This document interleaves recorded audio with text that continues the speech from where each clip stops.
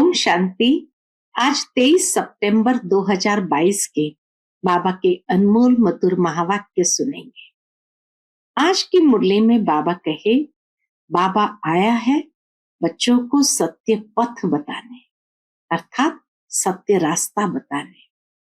और बाप का सत्य रास्ता है सत्य ज्ञान। ज्ञान से ही आत्मा में रोशनी आती है, विशेषकर कर्म के प्रति रोशनी आती है।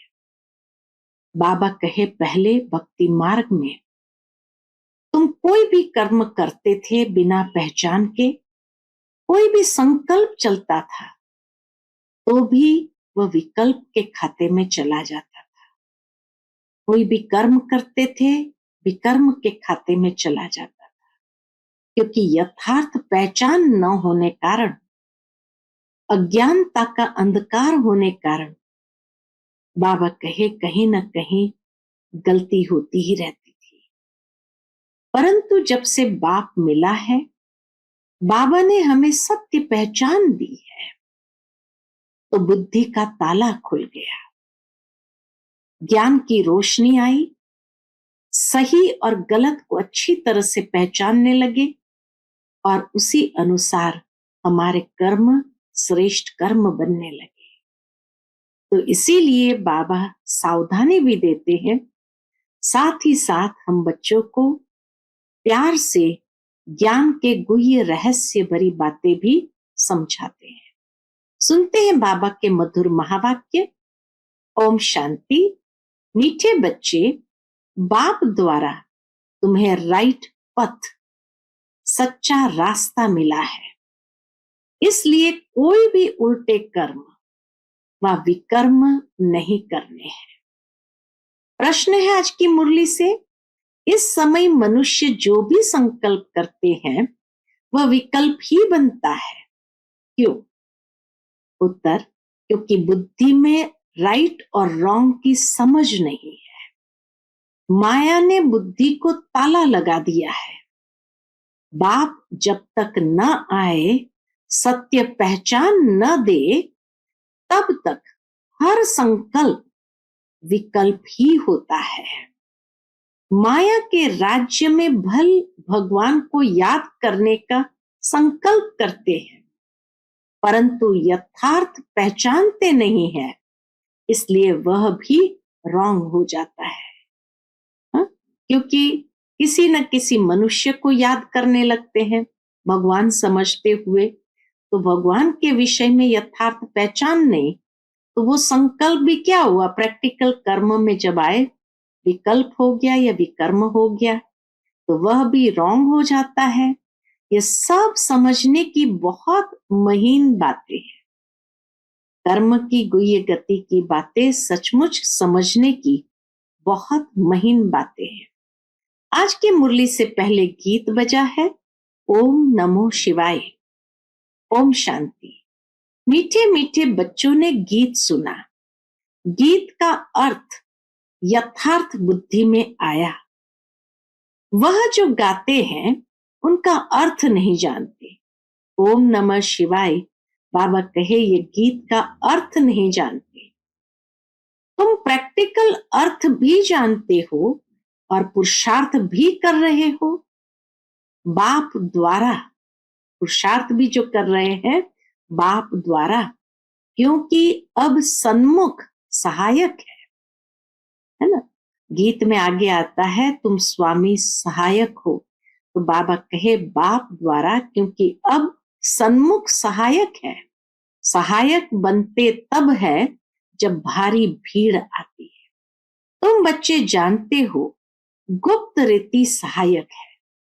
शिव बाबा हमारा गुप्त रीति सहायक है, सब मनुष्य मात्र का, बल्कि जो भी इस पुरानी दुनिया में है, अनेक प्रकार की योनियां भी है ना, अनेक प्रकार के जानवर है।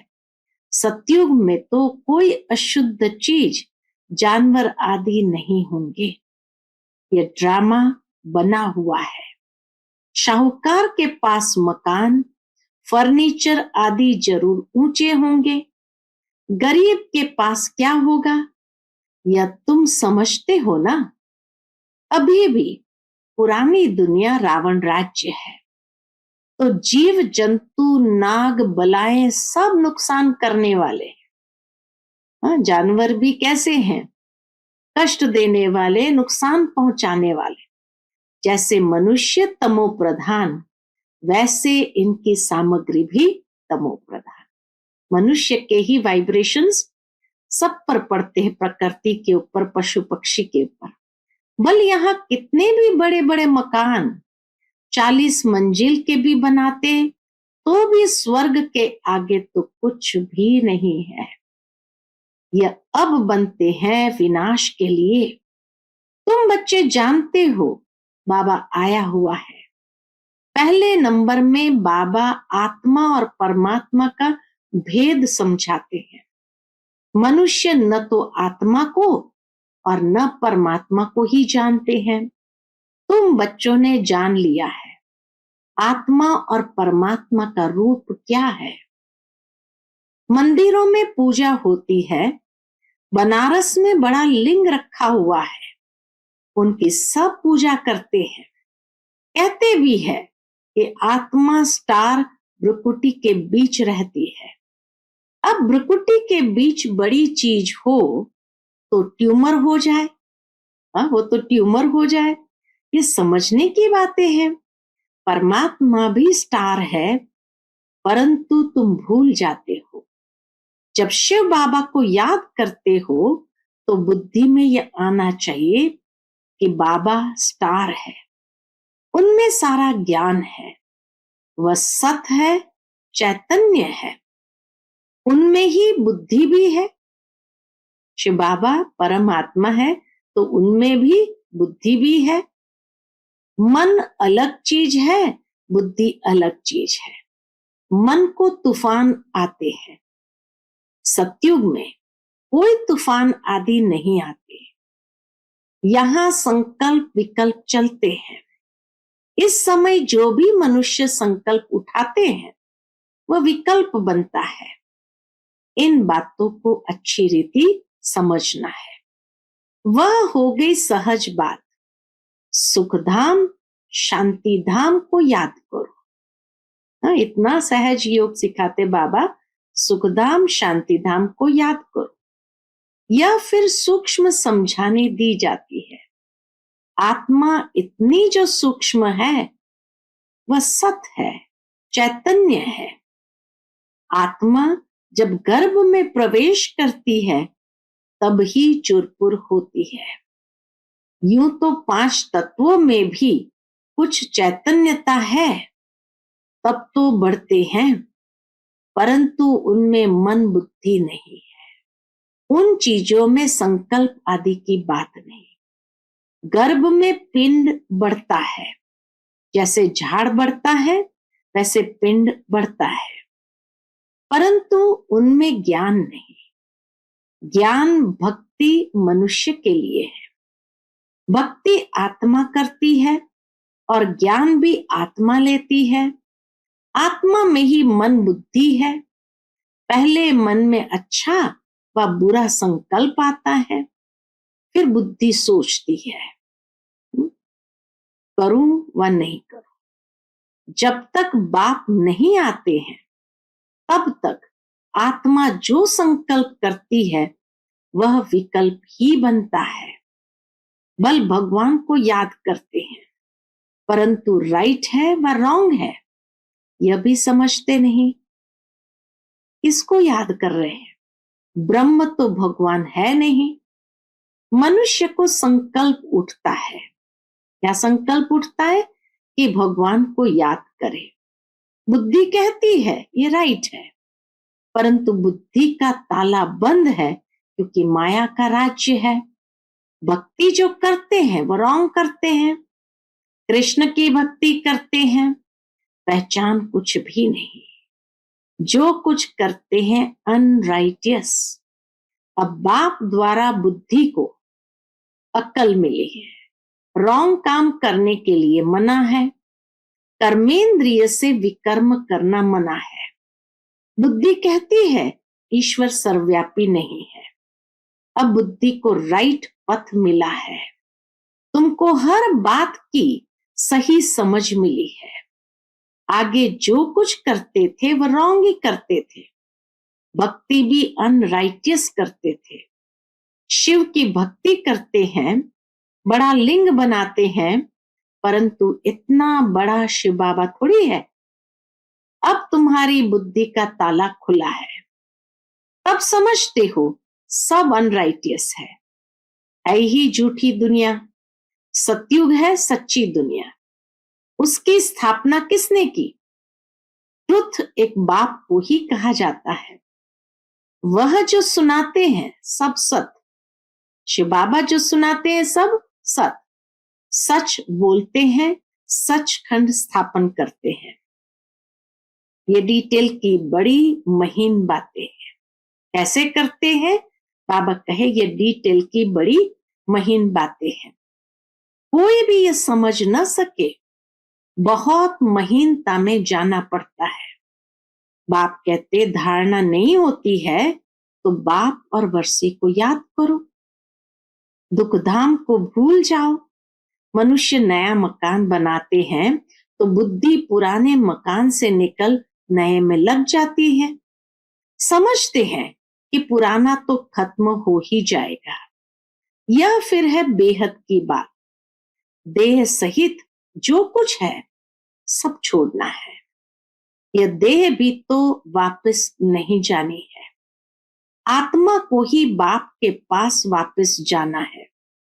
बाप कहते हैं मुझे याद करो, मैं जो हूं जैसा हूं, तुम्हारी आत्मा में भी कैसे पाठ भरा हुआ है। 84 जन्मों का पाठ इतनी छोटी सी आत्मा में भरा हुआ है।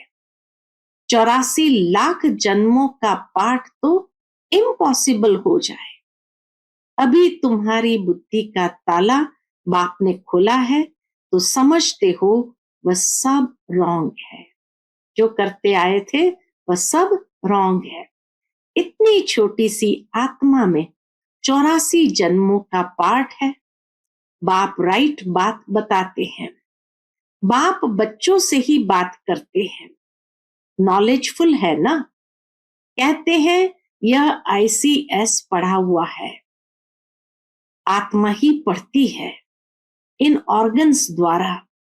भल बहुत धनवान बड़ा आदमी बनते हैं, फिर भी रोगी बीमार तो होते हैं ना। ऐसे नहीं कि बड़े आदमियों की आयु भी बड़ी होती है। बड़े आदमी जितना पाप करते हैं उतना गरीब नहीं करते हैं। इस दुनिया में तो पाप ही पाप होते हैं। यह है ही पाप आत्माओं की दुनिया, हर बात में पाप ही करते हैं। ब्राह्मण खिलाते हैं, यह भी पतित को खिलाते हैं ना। पतित को खिलाने से कोई पुण्य थोड़ी होगा। अभी तुम रियलिटी में पावन बनते हो। सन्यासी भल पावन बनते हैं, परंतु वह कोई पावन दुनिया में तो जाने वाले नहीं है। फिर भी पुनर्जन्म तो पतित दुनिया में ही लेंगे। तुम थोड़ी पतित दुनिया में जन्म लेंगे। वह समझते हैं कि दुनिया की आयु अजून बहुत बड़ी है। जब तक विनाश हो तब तक पुनर्जन्म तो लेना ही पड़े ना, छूट नहीं सकते। तुम्हारा यह अंतिम जन्म है। तुम जानते हो कि हम पवित्र दुनिया में जाने वाले हैं। बाप बैठ समझाते हैं। क्या समझाते हैं? बच्चे तुम पवित्र प्रवृत्ति मार्ग में थे तो देवता थे, फिर इतने पुनर्जन्म लेते आए हो, तुम अपने पुनर्जन्म को नहीं जानते हो। यह कोई एक को थोड़ी पढ़ाया जाता है, अनेक पढ़ते हैं। बाप ब्राह्मण बच्चों से ही बात करते हैं, शूद्र इन बातों को समझेंगे नहीं। पहले 7 रोज समझाकर ब्राह्मण बनाओ, जो समझे हम शिव वंशी ब्रह्मा कुमार कुमारी है। इस पढ़ाई से तुम नई दुनिया के मालिक बनते हो। यह है ब्रह्मा मुख वंशावली। प्रजापिता ब्रह्मा के सब बच्चे हैं, उनको ग्रेट ग्रेट ग्रैंडफादर कहा जाता है। ब्रह्मा को हमेशा बड़ा बूढ़ा दिखाते हैं। जैसे क्राइस्ट है, क्रिश्चियन लोग पुनर्जन्म तो लेते आते हैं, ग्रेट ग्रेट ग्रैंड क्राइस्ट, परंतु वह शिव बाबा तो निराकार है, उनको सिर्फ फादर कहेंगे। वह है ही निराकार, उनको गॉड फादर कहते हैं। उनका कोई फादर नहीं, गुरु भी नहीं, क्योंकि वह सतगुरु है। तब वे गुरु लोग कौन है? दुनिया में जो गुरु लोग है वो कौन है?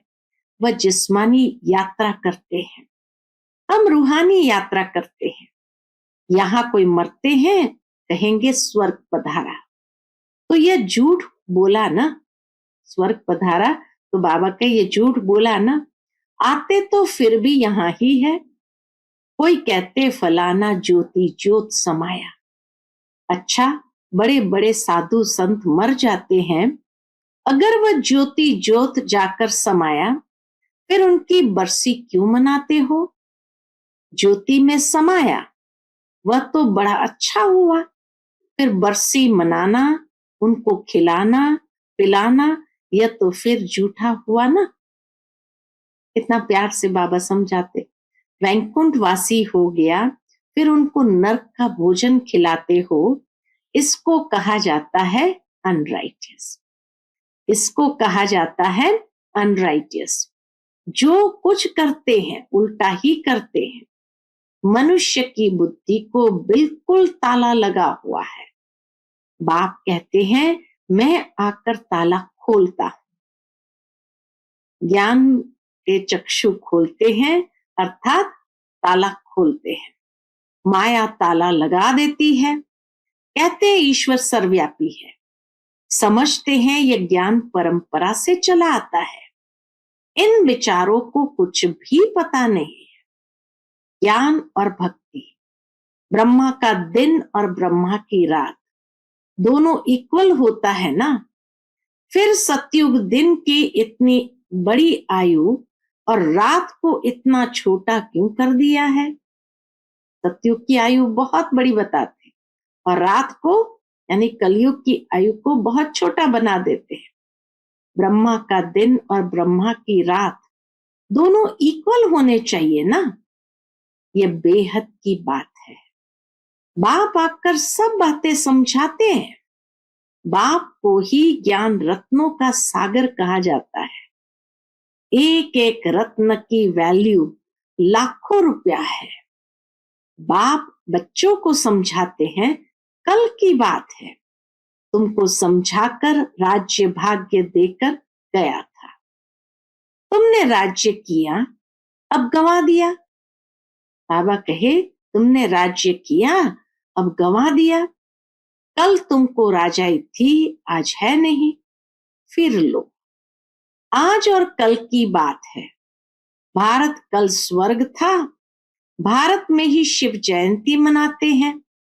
जरूर शिव बाबा आया होगा, अब फिर से आया है, तुमको राज्य भाग्य दे रहे हैं। अब तुम कौड़ी से हीरे जैसा बने हो। तुम एक्टर्स ने बेहद के ड्रामा के आदि मध्य अंत को जाना है, अर्थात त्रिकालदर्शी बने हो। बाप कहते हैं कि मीठे मीठे बच्चे मुझ बाप को याद करो, भूलो नहीं।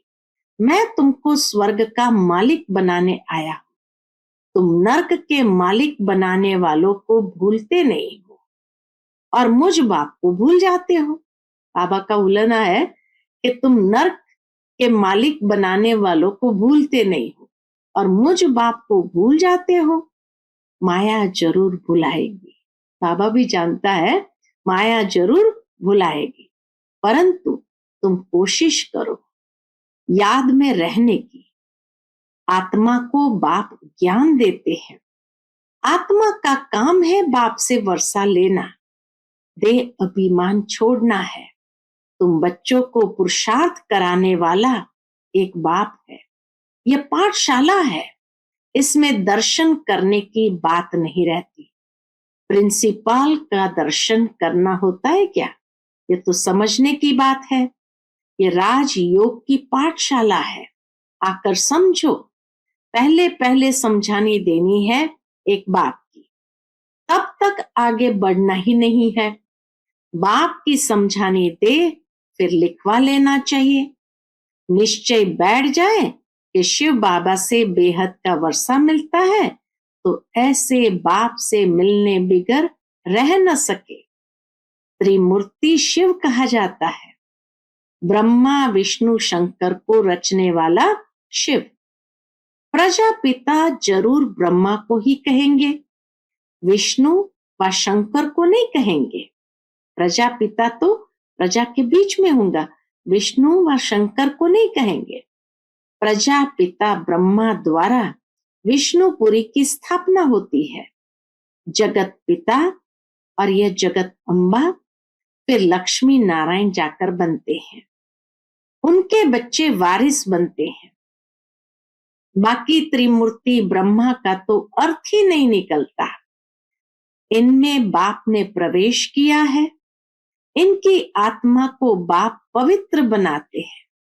अच्छा, मीठे मीठे सिकिलदे बच्चों प्रति माता पिता बाप दादा का याद प्यार और गुड मॉर्निंग। रूहानी बाप की रूहानी बच्चों को नमस्ते। हम सब रूहानी बच्चों की रूहानी माता पिता बाप दादा को याद प्यार, गुड मॉर्निंग और नमस्ते नमस्ते। शुक्रिया बाबा, शुक्रिया। आज की मुरली से धारणा के लिए मुख्य सार। पहली पॉइंट, बाप ने बुद्धि का ताला खोला है, इसलिए कर्मेंद्रियों से कोई भी रॉन्ग कर्म नहीं करना है। यथार्थ बुद्धि का ताला खुला हो तो बाबा कहे कोई भी रॉन्ग कर्म कर्मेंद्रिय से नहीं करना है। ध्यान रखना है, कोई भी संकल्प विकल्प का रूप न ले ले। दूसरी पॉइंट, अब वापस घर चलना है, इसलिए इस देह को भी भूलना है। दुख धाम से बुद्धि योग निकाल बाप और वर्षे को याद करना है। आज का बाप दादा का मधुर वरदान हम बच्चों के प्रति है। व्यर्थ की अपवित्रता को समाप्त कर संपूर्ण स्वच्छ बनने वाले होली हंस भव। व्यर्थ की अपवित्रता को समाप्त कर संपूर्ण स्वच्छ बनने वाले होली हंस भव। होली हंस की विशेषता है सदा ज्ञान रत्न चुगना और निर्णय शक्ति द्वारा दूध पानी को अलग करना, अर्थात व्यर्थ और समर्थ का निर्णय करना। होली हंस अर्थात सदा स्वच्छ, स्वच्छता अर्थात पवित्रता, कभी भी मैलापन का असर न हो, व्यर्थ की अपवित्रता भी नहीं। अगर व्यर्थ भी है तो संपूर्ण स्वच्छ नहीं कहेंगे। इस समय बुद्धि में ज्ञान रत्न चलते रहे, ज्ञान का मनन चलता रहे तो व्यर्थ नहीं चलेगा। इसको कहा जाता है रत्न चुगना। आज का स्लोगन है नाव और खेवैया। नाव और खेवैया मजबूत हो तो तूफान भी तोहफा बन जाते हैं। नाव और खेवैया मजबूत हो तो तूफान भी तोहफा बन जाते हैं। अच्छा, ओम शांति।